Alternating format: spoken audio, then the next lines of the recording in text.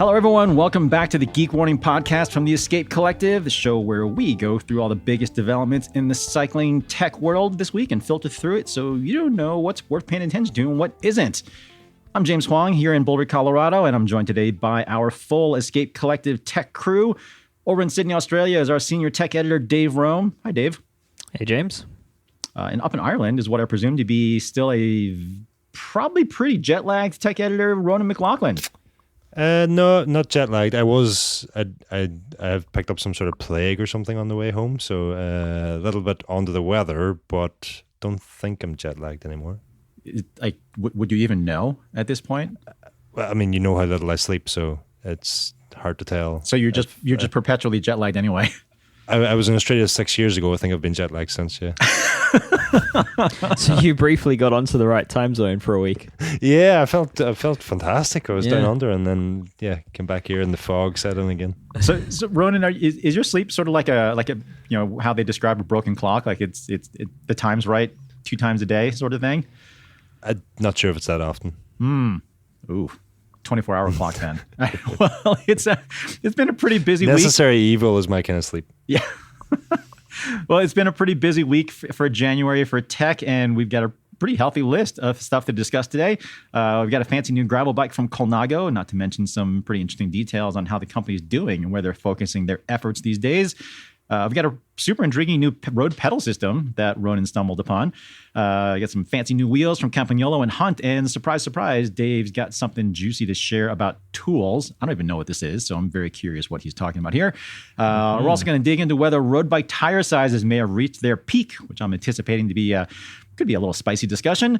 But first, kind of want to check in with you, Dave, and Ronan, as far as your I don't know, should we call them side projects at Escape Collective? Dave, what do you have next for Threaded for your tools newsletter? Yeah, I've got a tools newsletter that should drop pretty closely to when this episode drops. And I'm back on the theme of bearings. So this week it'll be all basically how to buy bearings. So how to measure them, including headset bearings with the angular contacts, which can trip up people all quite regularly. But how to measure them, tips for finding what bearings you need, and things to know. It's been a deep dive, and I've tried not to get too in the weeds, but there's definitely some helpful tips for all. And it's the first Threaded where it's not gonna bleed your wallet dry in tools. There's basically one tool purchase in there, and it's not even expensive. Wow. Okay, that is a bit of a departure from the norm, although I don't usually equate Dave and not going into the weeds in the same sentence, so I will believe it. I will believe it when I see it. Ronan, what do you have on deck for your performance process podcast? Yes, get it right, James. Quite a few episodes sort of waiting to roll out at the moment. We have an episode with JP Ballard from Swisside. That recording is 3 hours long, so we're just discussing yesterday how we're going to break that up. Potentially part of it ends up on this channel, and then potentially the other part ends up in Performance Process. Not sure on that yet, but we've also got an episode with Ruth Edwards talking all things returning to the World Tour with Ruth, and we've also got an episode coming with Jack Aiken, who some listeners might know was part of the Wayland team that finished second at the Daytona 24-hour over the weekend. Jack's also an avid cyclist. We had a lengthy chat a while back now, and we're just looking for the right spot to roll that episode out. Interesting. Just as a reminder, if you're not already signed up for Threaded, go ahead over to the site to do that. And Performance Process is only available to our members. So if you want to get into that, you have to sign up at escapecollective.com/join. And another announcement before I forget, if you have watched races in the past, like Tour Flanders and Paris-Roubaix over the years, and kind of wondered maybe what it's like to be there in person, well, we have an opportunity for you to wonder no more. We still got a few spots left in our first member summit that's going to be held in Belgium. That'll not only span both of those races, but you'll get to ride a whole bunch of those same roads and take part of the Paris-Roubaix Sportif. Also get to enjoy some good food, some solid accommodations, and you actually get to hang out with some of us too, which may or may not be a draw. I'm not going to assume. If all of this sounds interesting, head over to escapecollective.com/summit for all the details, and hopefully we'll see some of you there. You don't have to hang out with us. At last count, I believe there are only 3 spots left. It's really almost full. Oh, okay. Well, with that, I guess we'll see what the count's at for the next show. But before we get into the news, just one very quick corrections corner. We mentioned in the last Geek Warning episode that that Swedish airbag helmet company Hovding had shut down presumably due to a lack of sales, but that turns out to have been incorrect. My apologies. Sales were apparently actually quite good in its native market, but the company was essentially forced to shut down after Sweden's consumer agency ordered a recall and a stop sale for some reason. And there was also issues warning in neighboring Denmark too. Either way, that apparently was a little bit too much for the company to bear. So our apologies for the error. And yeah, it's still a bummer that this concept's now dead in the water because it always seemed kind of neat, if maybe a little goofy. Quick side note on that, actually, myself and Shoddy Dave Everett, when we were at the Grand Depart of Tour de France in Copenhagen 2022, that must have been. It was the first time I'd seen one of those helmets sort of in real, and they were everywhere. So they did seem kind of popular. So who knows? Maybe it's not the end forever of that brand and that concept. We'll see. Don't really know. But either way, correction issued. All right, let's get into the news here. First up on our list here, Colnago's got a new gravel bike, high-end premium range. It's called the C68 Gravel. It's made in the same way as Colnago's other C-Series bikes. It's fully molded and assembled in Italy from... it's sort of still a lug bike, but it's 6 separate frame sections that are all glued together. It's got geometry adjusted for gravel. It only comes in 5 sizes. It's quite expensive. The base full build is somewhere in the neighborhood of €7,500, somewhere around there.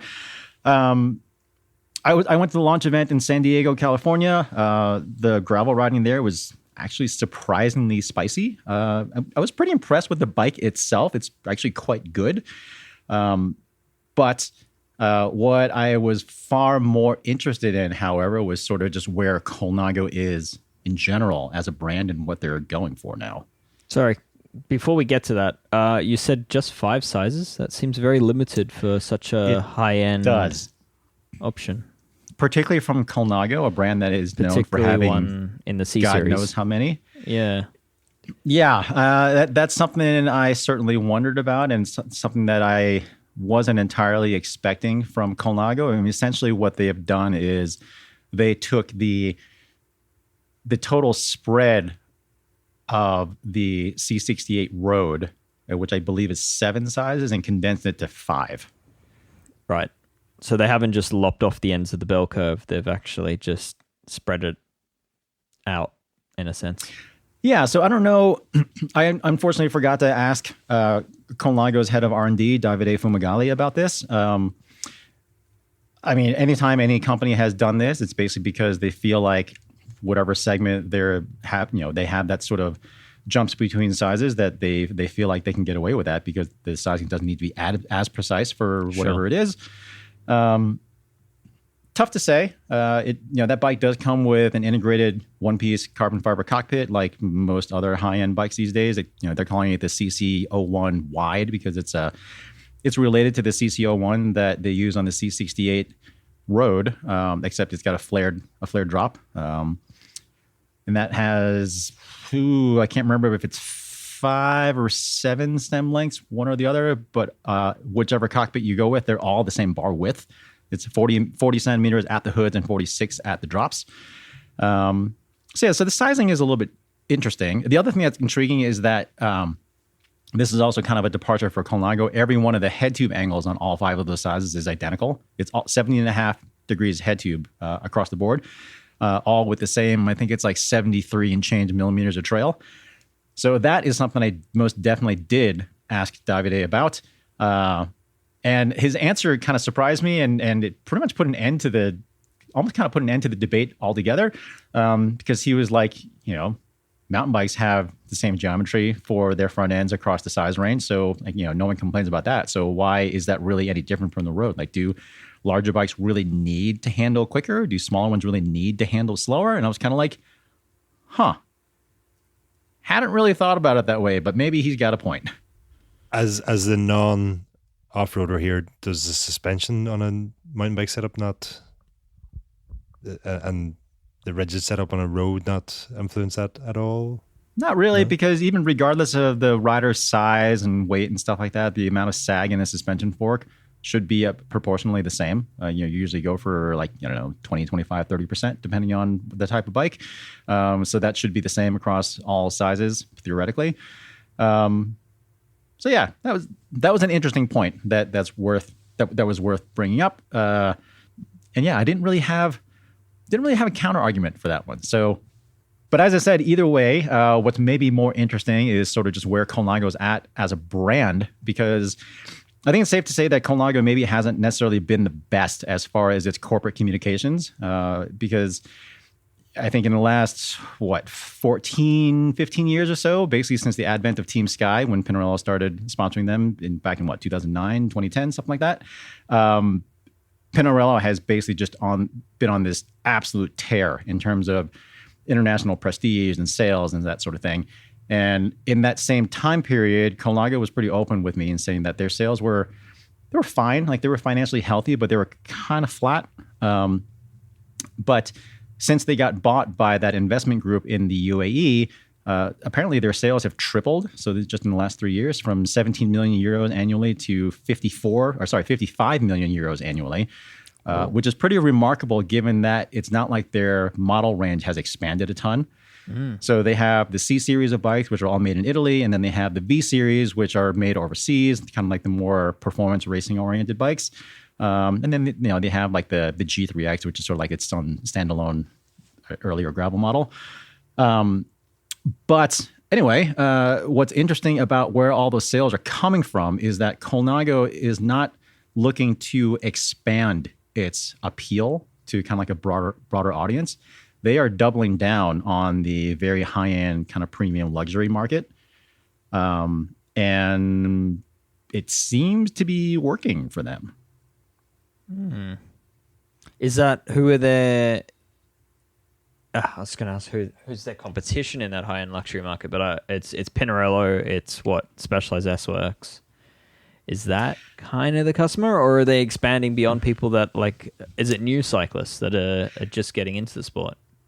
I mean, they have said that one of the biggest aspects of Colnago, one of their strongest traits, is they want to make Colnago the most desirable cycling brand. And I'd say they've got a pretty good head start on that as it is right now. I mean, they're going to be in their 70th year this year. They've always kind of had this storied reputation, and I think it's quite admirable that even now, even after someone like Pinarello has moved all their production overseas, that Colnago still makes, they said, more than half of their production is still actually molded and manufactured in Italy, in Campagnolo. Wow. It's way more than I would have assumed. Yeah, I mean, the whole conversation was pretty eye-opening. I should say that the conversation in full is going to be in an upcoming members-only Geek Warning episode. So if you want that whole thing, you will have to sign up. Sorry. But yeah, the whole conversation was pretty interesting in that sense. Just it's coming up in my bike shop days and stuff, and working at what was a pretty big Colnago dealer at the time. I remember there were quite a lot of bikes that they offered that were fairly attainable. Like they had certainly steel bikes, but also aluminum and titanium in addition to carbon fiber. And the aluminum bikes in particular were, I mean, they weren't inexpensive at all, but like a pretty normal person, like an average, relatively well-off enthusiast cyclist could buy one without having to remortgage their house or anything. And Colnago doesn't do that anymore. So I mean, they really are going for I don't want to maybe describe it as the Aston Martin crowd sort of thing, but that's kind of what it feels like. Yeah. They're not apologizing for having a very sharp focus on that level of the market. It's the luxury goods end of the market, isn't it? And exactly. I think having been in the UAE last week, unfortunately, I didn't actually get into one of the Colnago. It's not Colnago World. I'm confusing that with Ferrari World, but it used to be Wolfie's bike shop, and now is owned by same group that has acquired Colnago. And I think that market also, the wider Asian market also is just the demand there for that bike in the luxury end of the market is, from what I hear, has sort of grown massively in the last few years, and that's sort of where these brands are focused. Another brand we're about to speak about in a second, Campagnolo, I think, moving in a similar direction. But anecdotally, from being on the ground in the UAE last week, there's a lot of Colnagos there, and I think there's going to be even more. And I think also with the investment coming from there into Colnago, this is probably not the only new Colnago we see this year. I think there's already G4X has popped up on the UCI approved list last week, presumably a new gravel race bike, and I don't even think that'll be the last we see this year. No, I mean they did hint that there were more models coming, which isn't surprising again, given that level of cash infusion from that kind of buyout from an investment firm based in the UAE. So they are still intending to broaden their range, but not broaden their appeal exactly. And it's as I said, like, having come up in a shop that sold quite a lot of Colnagos and ones that were, that people could buy. Like, I owned an Oval Master at one point. It was used in fairness, but I bought it from our area rep at the time, who happened to also work in our shop. I could afford it as a bike shop employee back in the day. And Colnago now, as much as it kind of pains me to say that they seem to have made the right decision. I mean, it's clearly working for them, and we can look at it in terms of, for people who just follow general news. I don't think it's any surprise to see that essentially the people who had money a few years ago have more money now, whereas the people who, kind of are in the middle and lower end, who have always been kind of struggling, for Colnago to kind of look past that market and concentrate on the people that they know have money, it hurts a little bit, but it's hard to argue with their approach here. Yes, for all the talk of the sort of slow up in the bike industry of late, those with the money to be purchasing a Colnago are mostly unaffected, from what I hear, whereas the rest of us who previously probably weren't in the market for a Colnago anyway, as much as we would have liked to have been, we're less so in the market for a Colnago these days. The people hurting most is probably cyclists who are looking at, if I think about in terms of pound sterling, £500 and £1,000 bikes. The people who had that sort of spare cash recently. It's the family market, the recreational market in the bike industry that's really hurting. This high end luxury goods market is doing just fine. It's not.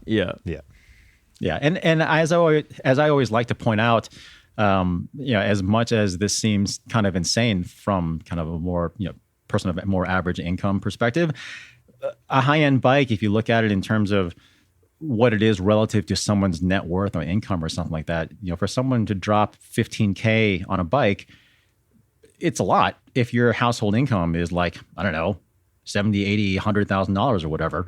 But if your annual income or your net worth is like 10 million, buying a $15,000 bike is essentially the equivalent of, buying kind of like a crummy used Toyota Corolla. It's just not a big deal for them. So nothing wrong with Toyota Corollas. No, nothing wrong with that at all. But anyway, is there even a crummy Corolla? They all just like work flawlessly until My cousin lived in Bondi of Sydney with an old Toyota Corolla, and a homeless man moved into it thinking it had been abandoned. And the one day he tried to get into it after not driving for a month and a bit, he had to have a stern conversation with this guy that he couldn't live there. The whole back seat was just like cigarettes and my God. So I'd say that was one crummy Corolla. All right, Ronan. There's your one. I bet you still started first turn. Probably did. It probably did. Anyway, by the time this podcast is live, there should be an article on escapecollective.com going into all the details on this C68 Gravel. So head over there if you want all the details on the bike itself. And I know I already mentioned this, but there is going to be that members-only Geek Warning episode with the full interview with Colnago's new CEO and their head of marketing. So make sure you check that out as well.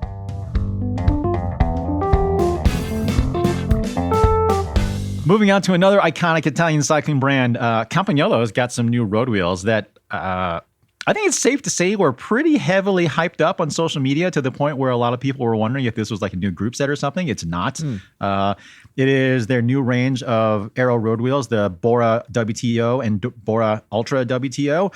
I think it's safe to say Campagnolo probably wouldn't be happy with me characterizing this as such, but it seems like kind of like an evolution of their current Bora range.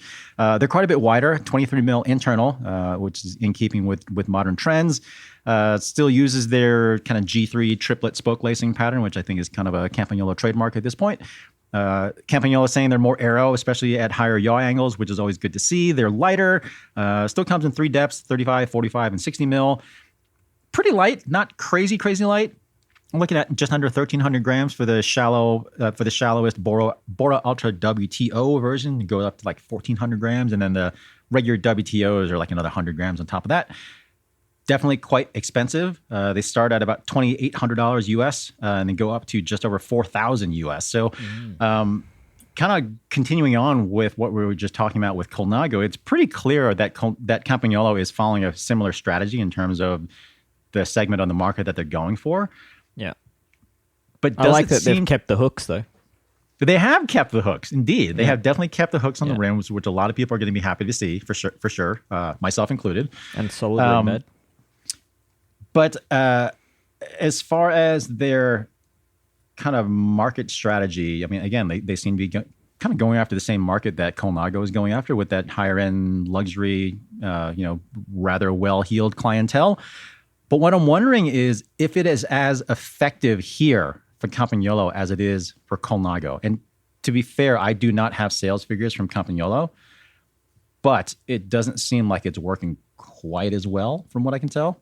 No, I can't imagine there being too many people putting these wheels on their new Dura-Ace equipped Colnago. I think the customer buying these wheels is probably still the Campagnolo group set user, and we all know that has dwindled quite a bit in the road space in recent times. So I think it's a tough sell. I think the fulcrum equivalent of these wheels will probably sell relatively well because they are a great wheel. But yeah, I think that's the problem Campagnolo faces with its wheels, is that its market share has dwindled greatly, and nothing to do with the quality of its wheels, just simply that people don't want to mix and match brands in group sets.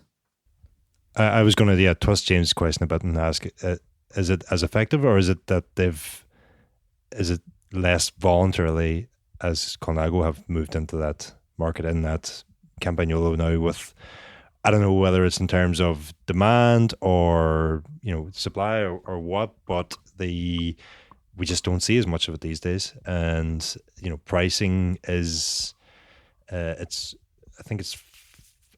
pretty confident in saying if you want to spec your bike with the most expensive group set possible, you wouldn't really have to look beyond Campagnolo for any of the parts. Is that just a vicious circle thing where the more the demand falls, the more the price goes up or something? I don't know, but anyway, they're in that space now, and I think it's unfortunate because the Bora wheels, you said they've kept the hooks, they've also kept the looks. They're as good looking as gorgeous ever. Yeah, and 3 decades also of history in that brand as well, in that name, in the Bora name. And I do think, like, if you think about, well, it's a long time since we've had SRAM wheels, but Shimano wheels are a thing. You don't really see Shimano wheels cross over onto bikes with other group set manufacturers, but the Bora wheel set, I can think of a fair few bikes that have Shimano group sets and Bora wheels. You definitely have a point there. I'm not disagreeing with you that but it's still a harder sell, and with I think this generation of Bora wheel sets, it might be a harder sell again. Yeah, it certainly does happen. I know. Yeah, I've certainly seen and even sold over the years lots of Campagnolo wheels to Shimano users, but it is, especially when you're talking a high-end bike with, say, a Dura-Ace group set, it is a barrier still. Yeah, totally. And the other thing that I was thinking about was, Colnago can sell these C68 frames for, I can't remember, it was like 6,000 euros or something like that. I would have to imagine that the amount of development and like R&D work overall that goes into making a frame is less than developing an entire group set.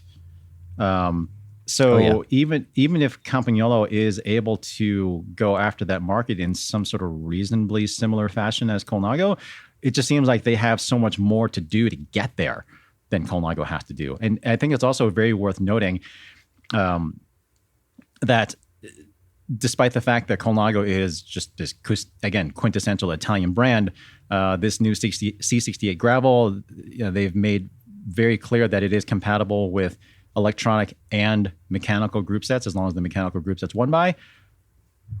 Campagnolo Ekoi, probably certainly the most Italian mechanical one by gravel group set that's out there, is not a spec offering from Colnago. That's got to hurt. And it kind of gets to the one of the challenges Campagnolo's faced of late is just that OEM partnerships, and how many people shopping in the, let's say, the luxury goods end of the market are buying a frame one place and getting their group set somewhere else and their wheels somewhere else. I gotta imagine that most transactions in that space are just like, that bike there, please. Yeah, totally. And while Campagnolo doesn't exist on those bikes, it's going to be a harder sell. Away from talking about the effectiveness of the brand, I guess one thing that confused me was the Bora Ultra WTO and the Bora WTO difference, because they both sound fairly ultra in their ways. So, but yeah, basically the Ultra is the higher end version, and it comes with a better ceramic bearing. So it's the cult version versus the the USB ceramic bearing.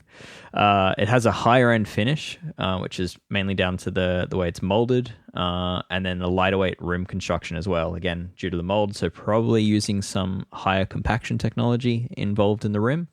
So the rim is different. It also hides the nipples in the Ultra version, and there is one set of 3 spokes fewer. So 7x3 versus 8x3 spoke layout. So yeah, there you go. If you're wondering, Ultra versus regular Bora WTO, that's the difference. All right, let's stick with the wheel theme for a minute here. I've maybe moved down the price range quite a bit. So we've got some new Aero road wheels from Hunt. Ronan, you want to run through these? Because they actually sound pretty cool. Yeah, they sound pretty cool. They look pretty cool. Also, I have a set that were waiting for me when I got home from my travels. I've opened the box. I've taken the rear wheel out. The front wheel hasn't got out yet because, as I mentioned earlier, I've been a bit unwell, so I haven't been on the bike yet. But to your point, there's Hunt's new Sub50 Limitless Aero wheel set. As the name suggests, they're just under 50 millimeters deep, 49.5 mil deep rim. They're pretty wide, just like the original sort of Limitless 48 wheel set that they replace, in that the front rim is 34.2 mil external wide and the rear is 30 mil. They're both 23 mil external. Internal. Just under internal, yes. Just under 1,400 grams for the set, optimized for 28 and 30 mil tires, or 28 to 30 mil tires, which something I want to come back to in a second. And it was all going so well. I was loving what I was seeing, loving what I was reading. Basically, the whole idea behind these is that they're improving the aerodynamic efficiency, aerodynamic stability, improving system weight, improving how the tire sits on the rim from the existing Limitless 48. And the way that they've improved most of those things is by going hookless, at which point I think I cried a little bit. That's a shame. But, I mean, they're not the first nor the last, I guess. They are. I mean, it's probably hookless, worth mentioning that Hunt historically was somewhat vocal towards wanting hooks on its wheels, so that is an interesting change. I know it's not their first hookless wheel they've done, but it is an interesting change. But yeah, I mean, certainly they're others have gone this way, and yeah, I mean it's certainly easier and cheaper to manufacture, but yeah, as others are claiming, there's potentially some performance benefit in some cases. Well, it was in that special episode we had a while back, the pit walk with JP Ballard, that he had said that the only reason for going hookless is to save production costs. For what it's worth here, Hunt have said that they have focused on making these wheels giving these wheels the lowest efficiency to weight ratio, which is effectively their aerodynamic efficiency to weight, and they provided some plots, and it seems they do perform well there. As I said, I haven't ridden them yet, and also the lowest efficiency to depth. So yeah, they've made them more aerodynamic compared to other wheels that are deeper than the sub 50 wheels. And part of what Hunt is saying is the benefit of going to hookless is that, and it's actually something that I had noticed with the Limitless 48s, because I have a set of those also, in that when you put a wider tire on the wider external rim that those wheels had also, you end up with sort of like a light bulb effect with your tire sort of is bulbing out and then back in again at the rim, and then the rim bulbs out. And yeah, especially if you go to something like a 30 or a 32 on those old wheels, or any wheels with that sort of profile, you end up with that light bulb effect, which presumably isn't all that efficient. Whereas by going to hookless now, they've sort of improved the tire shape as it sits on the rim. Yeah. Gotcha. A bit more squared to the rim. Yeah, I guess it's just a better, smoother transition. Like there's no tires on these wheels yet. I haven't had a chance to mount tires yet, so I'm sort of waiting to see. Yeah, so I mean, it's probably worth noting, like Hunt's original Limitless 48 was one of the first true disc brake specific aerodynamic wheels to the market. Like they really did rethink the concept of not needing a brake track, and they went, ultra wide, and it was a shape that seems to have then inspired the likes of like Roval Rapide wheels. I guess I reviewed those wheels. I really liked a lot of things about them, but one of the things I didn't like so much was the weight of the wheels. So how much lighter are these new ones? These, I don't have a comparison weight because I don't know off the top of my head what the Limitless 48 were, but these wheels claimed weight for the new Sub 50 with UD carbon spokes is 1,380 grams. Claimed weight with steel spokes 200 grams is lighter. 14.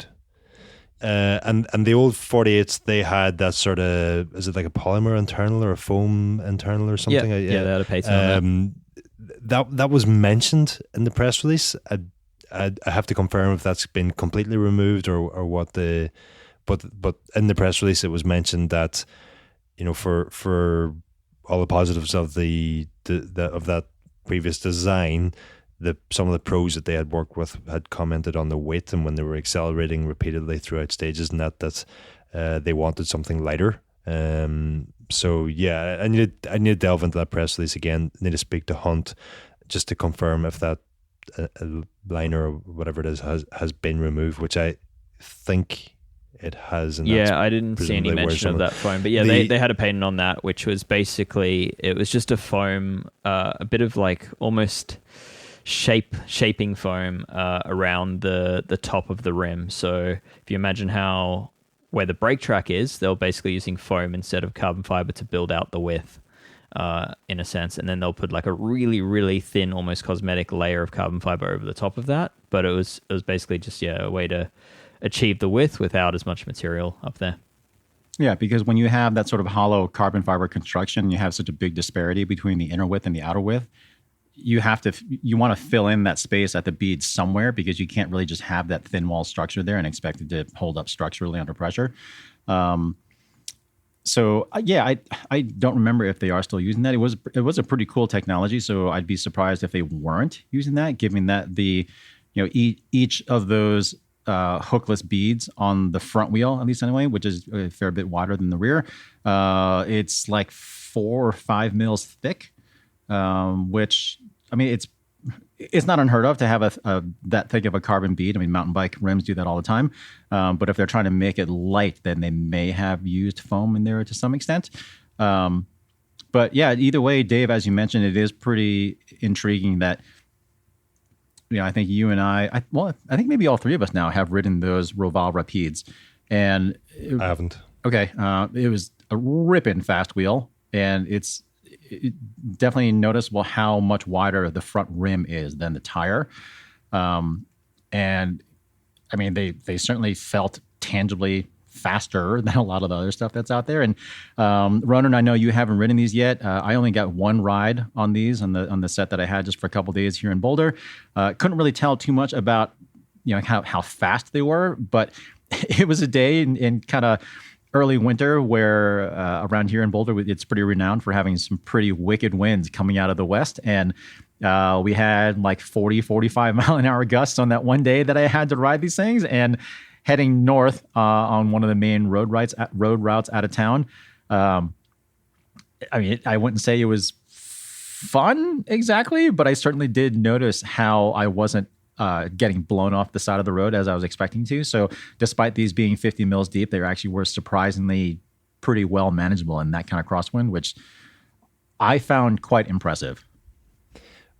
Well, I mean, podcasting isn't a great medium for trying to paint a picture or show a picture, so I'm not even going to try. But for anybody who can hop on to either Hunt's website or Escape Collective when we eventually get a review of these wheel sets up, and you look at the rim profiles of the front versus the rear, you can see on the front, Hunt have gone for that really, really wide external sort of U-shaped design.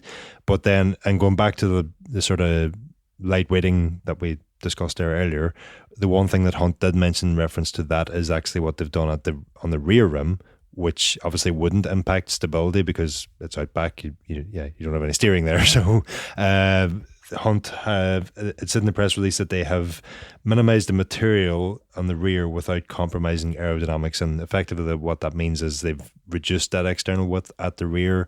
It's a bit more, I mean, it's by no means V-shaped or old carbon rim profile design, but it's nowhere near as bulbous as the front rim is, and that's obviously where they've saved a bit of weight also. Yeah, pretty big disparity in shape for sure. Either way, as we mentioned, Ronan, you've got a pair of these, so hopefully you'll have time to review those pretty soon. Definitely pretty eager to see how these are. Yeah, the other thing that I found was interesting was just they optimized for 28 to 30 mil tires. And I know it's a topic we're going to come back to later on the podcast, so perhaps I'll just mention that now, and then we can come back to it later. Yeah. Well, I think it's pretty smart for them to optimize for that size. As far as pricing goes, I don't think we talked about that yet. They do start at $1,800 US with the steel spokes and regular steel bearings, and then they go up to just under $2,800 US with the carbon spokes and ceramic setup. Pretty good. Those are pretty solid numbers. So they'll be out in like February-ish, April, something like that. Limited quantities towards the middle of February, isn't it? Very limited quantities. Yep. And then if you want more availability a little bit later. Yeah, the ceramic speed upgrade is not available until April, and then sort of general release much later, I think. Yeah, so we'll. They'll be in shops or on their website imminently, I guess. But yeah, hopefully, Ronan, you'll have your review done before then, because I certainly want to hear what you think about them. What I also want to hear about, Ronan, is these new Ekoi pedals that you stumbled across here, because they are definitely very different, and at the same time also kind of revisiting an old idea, which we'll get to in a minute. But what are these here? What are we looking at? Yeah, it's a set of pedals. I didn't spot them actually. I think you might have said that in the intro. It was laycycle.fr. It was Leroy Cedric, the editor over at that French website, who had spotted these pedals underneath on the bikes of the Nice Metropole Côte d'Azur squad and the Burgos BH teams, two continental or pro-continental teams in Europe. Basically, I'm not sure if it's a prototype or it's a production ready or whatever, but Ekoi, the French clothing and helmet manufacturer, has a new set of pedals that these teams are testing this year, and they're very, very different looking from Shimano, Look, Speedplay, any of the other pedals that are currently on the market. And we did talk about these on Placeholders podcast this week. Abby Mickey had described them as taking a piece of paper and tracing the outline of a Shimano pedal, and then that outline being just all there is to this new pedal. I have since thought of another way to describe them, in that if you imagined a time pedal, like the time pedals that the pro teams are using these days, and just entirely hollowed out the center, kind of a little bit like that also, in that these, there's very little to the pedal, but seemingly much of what's sort of interesting about this new pedal system is that actually it requires a proprietary shoe sole also, which Ekoi seemingly are willing to license to other manufacturers. And while we haven't actually seen the soles of these specific shoes that you need to clip into these pedals, what we can see is that whatever way that mechanism or cleat system works, it seems to be built into like a recess within the sole, and as such, when you clip into the pedal, it seems like the pedal is almost going to be hidden beneath like or inside the sole almost, and the secondary benefit to that, or perhaps the primary benefit to that, is actually when you're off the bike walking, it should be much more like off-road shoes, and where the tread would normally sort of be taller than the cleat, and as such have much better traction for walking. It seems like you might have a similar setup with these new Ekoi pedals. I think it's worth mentioning, or maybe just worth clarifying, that conceptually these pedals are not that different from a lot of other stuff out there, in the sense that you have sort of like a forward edge of the cleat and a rear edge of the cleat, and they both engage in the ends of the pedal. The difference from what we can tell here is that those two ends are separate pieces that are integrated into the shoe somehow. I mean, I would imagine they're replaceable. So that means the middle of the shoe can be a lot closer to the spindle. And from what we can tell, kind of little bits of information that we have, that seems to be the source of where Ekoi is making some pretty big power efficiency gain claims here. They're saying like an 8-watt gain based on basically just through power transfer, which seems quite optimistic. Let's go with quite optimistic. Let's just stick with that because we don't have information necessarily. We don't know how they came to that number. We'll just give them that for now. I think they're to be clear, Ekoi haven't made any announcement on these pedals. From what I understand, there's nothing actually official yet. What the Lecycle.fr report had was some sort of quotes from the CEO of the brand, who had said that they acquired the design for these pedals from the original inventor 2 years ago, and so far they'd spent €2 million on developing it.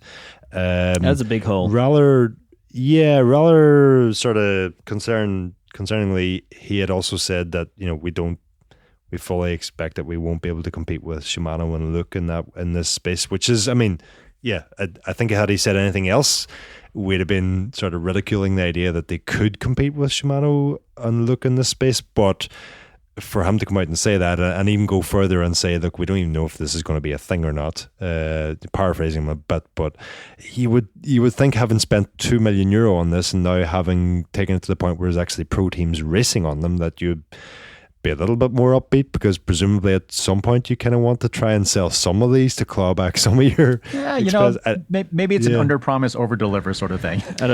Which would be refreshing. R&D, that's pretty low. You're gonna have to pedal quite a few of those to make that investment back. Yes, but but in the grand scheme of things, to develop something like that, €2 million is a lot of money. But it also seems like it's not as much money as I maybe would have expected, given everything that has to go into them. So we'll find out soon enough. And Ekoi, not the biggest brand in the world, but they're well represented in the professional ranks. They do some exciting things. They've done things like heated gloves and heated insoles and that in the past. So by no means scared of developing new products. But just going back to that, the claims that were sort of mentioned around these pedals, and the code name so far for these pedals is PW8. If I remember correctly. Yeah, so pedal, and then the W stands for watt, and apparently there's an 8-watt gain, and the 8 stands for 8 millimeter, which is the diameter of the axle. maybe this 8-watt gain comes from power transfer gains. I don't know. Maybe it comes from aero gains, which was my initial sort of guess. If I was to guess again, I'd say maybe it's a combination of both. But yeah, who knows? Who knows? I do think, having spoke to someone who has actually ridden on these pedals, they had a very glowing review of them. They're light, stiff, very adjustable, huge generally platform. a good design. Yeah. I think fundamentally what needs to be considered though is if a proprietary shoe design is required, then one shoe brand is not going to be enough to make this success. It's going to need the buy-in of shoes that many people are buying, and that is a very, very difficult thing to achieve. If you look at Speedplay and its 4-cleat design, 4-bolt design, not many adopters for that, despite Speedplay becoming a prominent brand at one point, and continue to do so. But yeah, it was pretty niche shoemakers that were offering native shoes for that.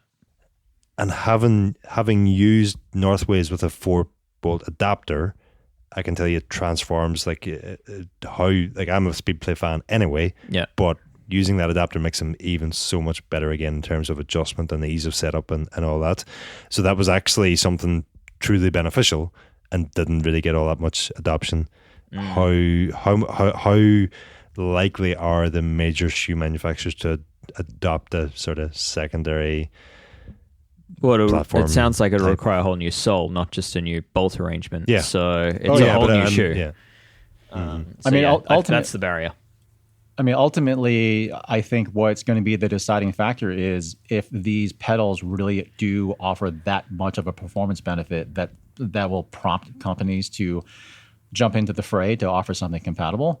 Like with the Speedplay thing, they were light and adjustable and stuff like that, but like they weren't like head and shoulders above other pedal systems. If something like this really did offer like a substantial, true leap forward in terms of what is currently out there, then I could see maybe they might be successful, but they'd have to be really, really good. So I don't know, Ronan, hopefully maybe we can get you on a set. Maybe we should try. We can try and see what we can do there. I did reach out to an old contact that I have at Ekoi, who couldn't comment at the moment. So not sure. You're gonna have to just steal one of those bikes, Ronan, and a matching pair of shoes in size 45. Yeah. How do you know my shoe size? Because you told me. If you're because wanting we've been discussing shoe size, we were just talking about shoe sizes the other day. So that was a joke. If you're wanting to steal pedals from a team bike and run away as quick as possible, an impact wrench, nothing is quicker at taking pedals off. Dave, speaking of tools, we are finally to your most hotly anticipated segment of the show here. What is this thing in the show notes about Tool World News? What rabbit hole are you sending us down here? So this is pretty cool, but for anyone that has followed my Instagram will probably know that I was a fan of Noble Wheels tools out of London. They make some really nice brass tools, like a wheel lacing jig. They made some really fantastic bearing extractors that worked like nothing else. And then all of a sudden they kind of just decided to cease production, sell off all their manufacturing lathes and everything, and go do something unrelated to bikes. And that was a bummer because their bearing tools were pretty groundbreaking, dare I say, the benchmark. And now I can say the brand is coming back, but not as you may expect. Abbey Bike Tools has acquired the entire catalog of intellectual property and plans to start production in April on the wheel lacing jig and the bearing extractors. And as space in the production line allows and as demand increases, they might take on some of the other designs that they've acquired.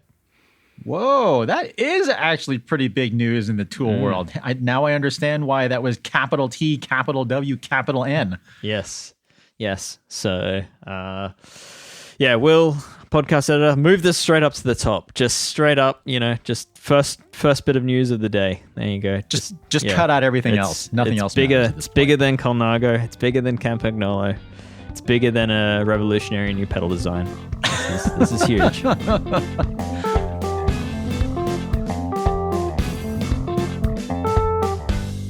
last week we mentioned Adam Kieran, Zero Friction Cycling, testing candle wax.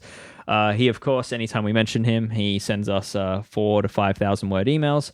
So we got that, and it was to clarify that the candle wax he tested wasn't melted like pre-made store-bought candles. He went to a candle-making wholesaler and bought, I guess, the raw mix, and in his testing found out that the wholesaler he's dealing with is actually selling some very high-end premix, so it had a very high paraffin count, and therefore it tested a lot better than he had ever expected it to.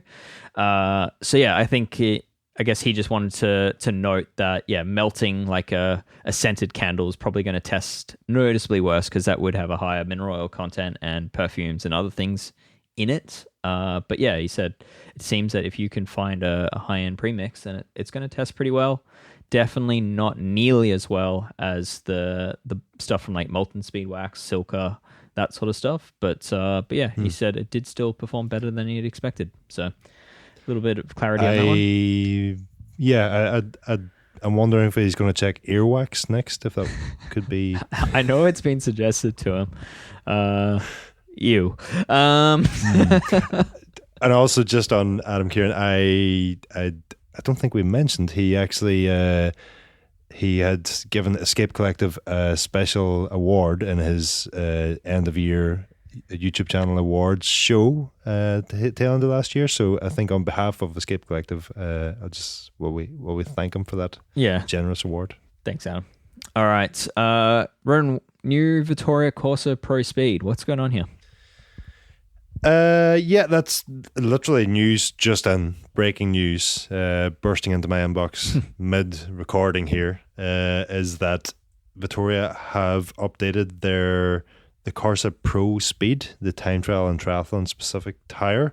The new tire seamlessly, I'm going to just read this straight out of the email because I haven't really had time to learn it off yet, but seamlessly tapering the tread into the sidewall. The Corsa Pro Speed construction combines the graphene and silica compound, supple cotton casing, and updated tread pattern, all electrically cured to minimize rolling resistance. Apparently, there's a rolling resistance savings of around about 5% with a 2% reduction in weight. Keen to see this one hit the tire testers rolling resistance. See how it stacks up. Yes.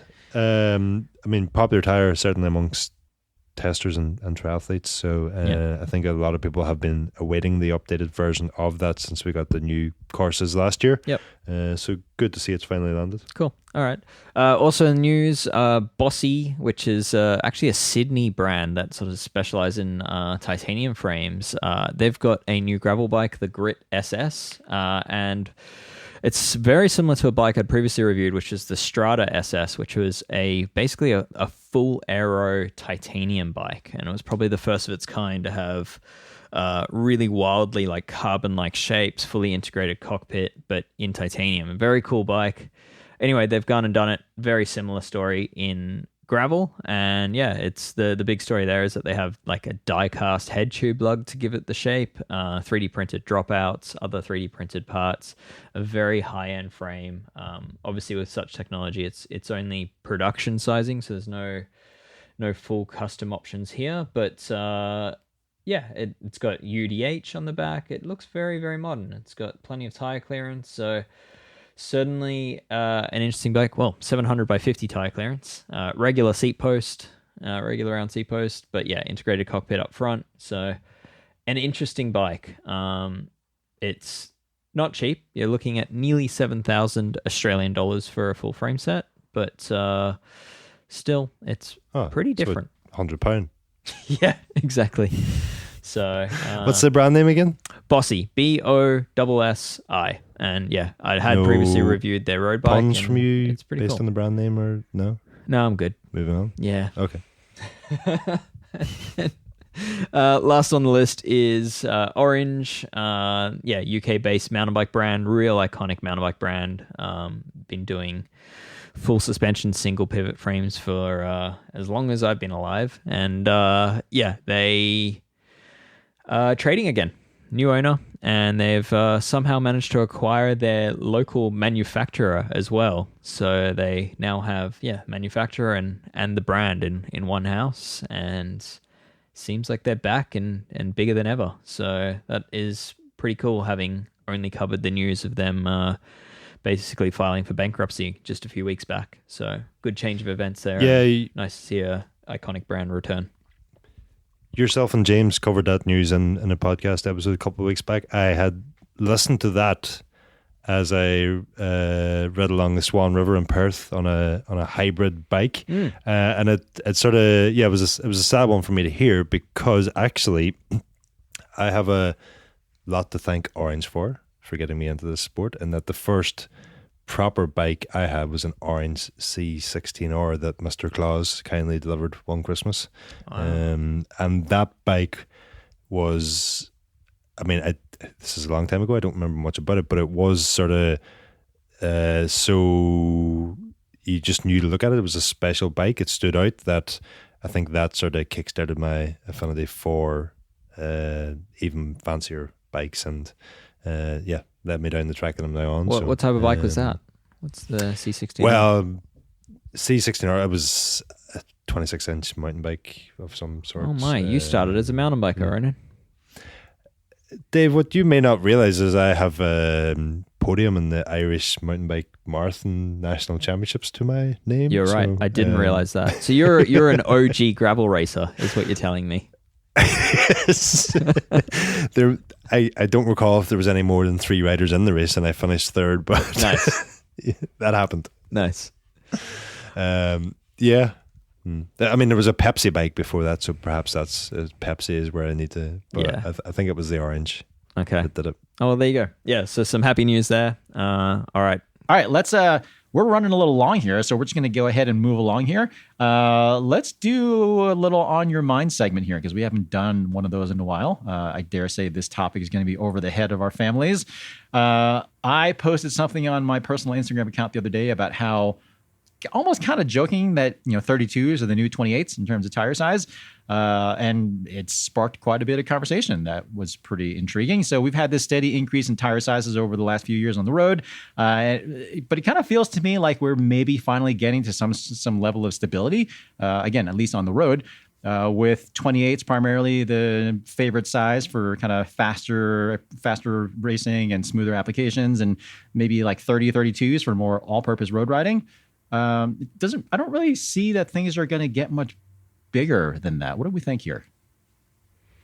Yeah, it does seem to be slowing down for sure. I would say, if anything, it's if you look at pro racing, I mean, it's kind of everyone's kind of stopped on printed 28mm tires. Some are putting those on pretty plump rims. So like UAE are measuring out to about 31, I think, Ronan. But 32. Yeah. 32. There you go. But yeah, I think, as far as actual printed widths, I think it seems to have stabilized there. I'm keen to hear from Ronan on this one from a performance point of view. I think I'm not sure. I'm not sure we've hit the top yet. I wouldn't be confident in saying we're not going to see tires go wider, but I do agree that we've sort of stabilized for the moment, and that optimizing around 28 seems to be every new wheel set, every new bike, every new tire, everything you hear about from manufacturers is we've optimized this around a 28, which is why when I seen the Hunts today and it's 28 to 30, I had initially thought, what's the internal rim width here? Is it going to be 25 or something? And then optimizing for the 30 end of it would have been, I'm not getting into the ISO thing again, or ETRTO thing again. But that was interesting. I thought that Hunt had done 28 and 30. And then I sat in another product launched earlier today, which is under embargo, so I can't mention right now. But the sort of off-the-cuff remark from that meeting was that the teams who had moved to 32 for even something like Roubaix have moved back down to 30s.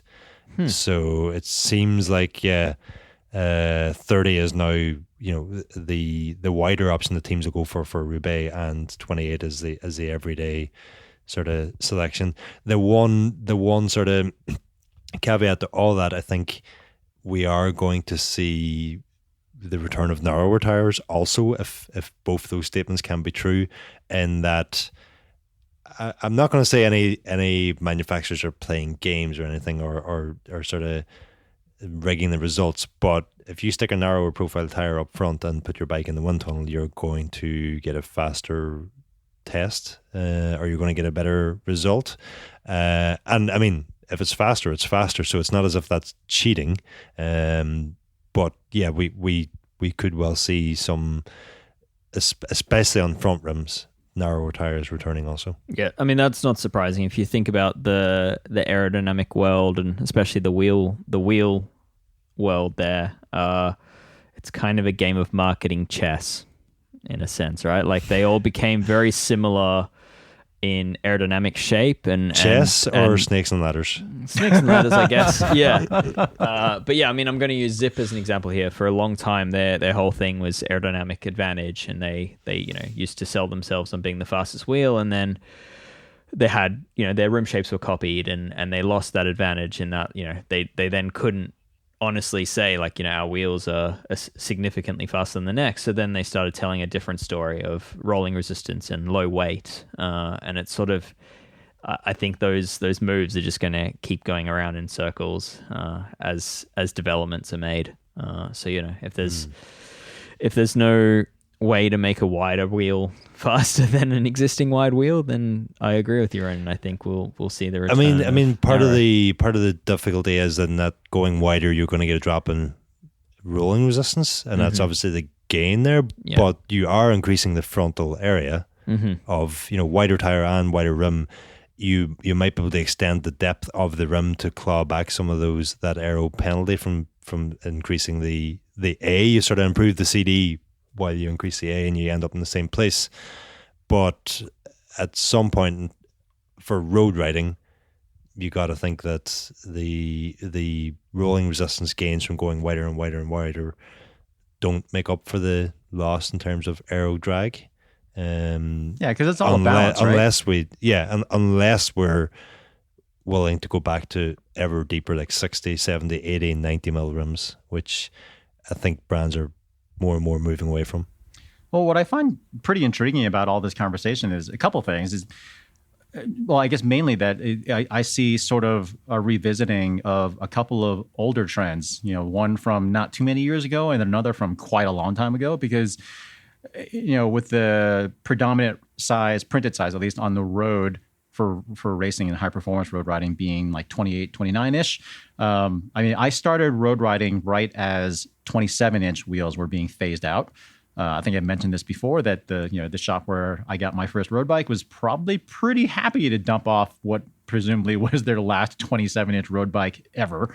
Back then, the common tire size for just general road riding was 27 by inch and a quarter, which works out to about 32 millimeter. And if you wanted something a little bit lighter, you went with 27 by inch and an eighth, which is about almost 29 millimeters. So, this is what, 30-ish years, 35 years ago or something like that. So I just find it very intriguing that it's taken that long for tire sizes to kind of come around full circle to what was pretty much the norm back then, and before things started getting really narrow as everything focused on weight. And then the other trend that I see kind of coming back is, I don't know if you remember when Continental had that force and attack front and rear tire combo, which I always liked the concept of that. I mean, it unfortunately never really caught on in the market, but what they did there, and from memory, it wasn't quite as well executed as like their GP3000 or whatever they were selling at the same time. Yeah, I mean, it seemed like the sort of thing where they maybe just didn't devote as much attention to it as they could have. Yeah. But essentially, maybe, yeah. But so it was a narrower front tire with a thinner tread cap and kind of like a lighter weight casing and softer rubber, and then they used a bigger and wider rear tire with harder rubber. I think the casing was a little bit more durable. I think that had a little bit more puncture protection, with the idea that your front and rear road tires do different things, and there is less of an aero penalty going with a bigger air volume in the back, and certainly more of a comfort benefit. And durability benefit for sure. And up front, by keeping the tire casing narrower, you had less of an aerodynamic impact. But if you had soft rubber, you still had good grip. But because there wasn't as much load on it. You still kind of balanced the durability and wear. Like it made a lot of sense, and I kind of wonder if that might come back at some point. It's very common. I think back then the idea of a bigger rear tire was just that you could fit in more pressure. Yeah, more. Pump it up harder. But anyway, I mean, as we talked about we're kind of stuck for time, so not to go into it, but as we talked about with the Sub50 Hunt wheels there, the variable profiles front to rear, you'd think that there's space there for a manufacturer to bring back front and rear specific road tires.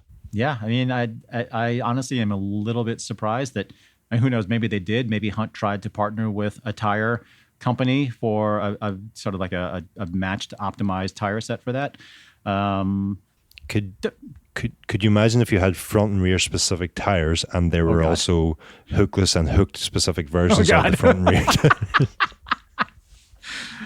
tires? Yes, I could imagine that, and God, I hope we never see something like that. Mm-hmm. I put my front hook tire on my rear hookless rim. You are giving people ideas that they shouldn't have. Anyway.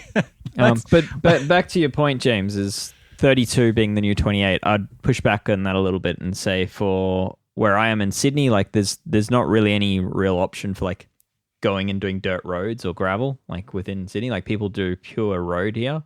And my personal feeling is that like 28 to 30 mil tires is sort of like the upper limit. Well, 30 mil is the upper limit of what I want. 28's generally what I ride on a slightly wider rim. And that is all the tire I want. And I go to a 32 and I actually feel the weight and I feel a little bit more sluggish, and I don't like how it changes the handling of the bike. It slows down the handling of the bike too much for me.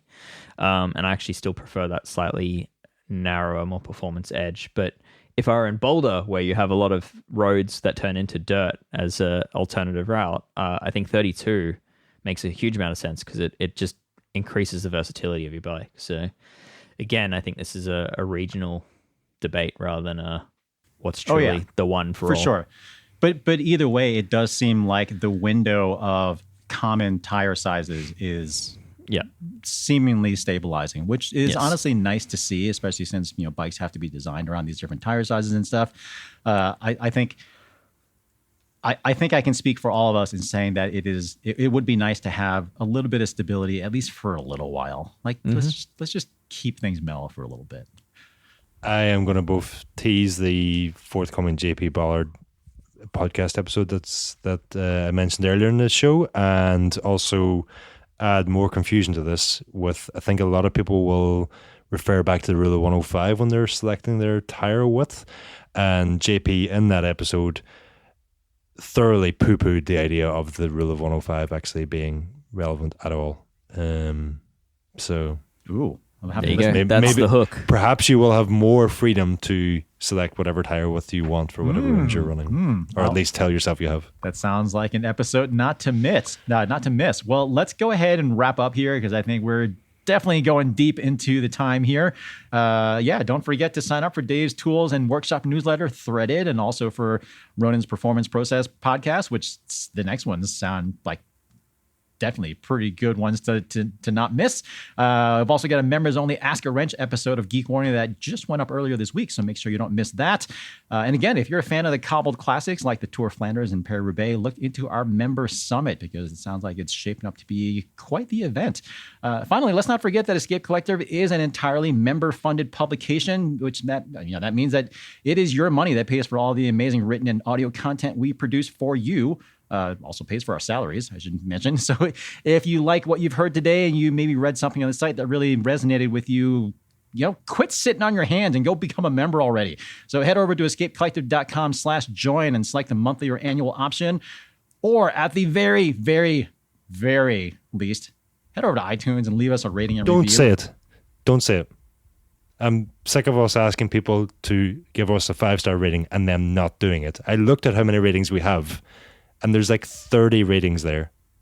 And you're looking at the regional one. I mean, at least on the US one, we've got like 180 something. I mean, still, when you compare that to how many people are listening to this podcast, I can almost guarantee you, if you're hearing this, you are not doing the decent thing and going over and giving us a 5-star rating. I can tell you, I've listened to James say that every single episode, and I still haven't gone and given a rating.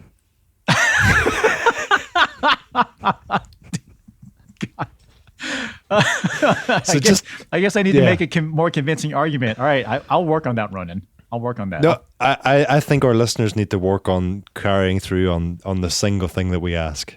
The one thing. The one thing. Yeah, let's start asking besides one thing. being a member. Yeah. Future Right, well, one thing. Let's see what the review counter looks like a few days after this episode airs. So come on, folks, do us a solid, will you? We're all right, that's James. all I'll go leave a review. All right. Well, anyway, thanks as always for listening, and we'll see you again next week for another episode of Geek Warning. Cheers.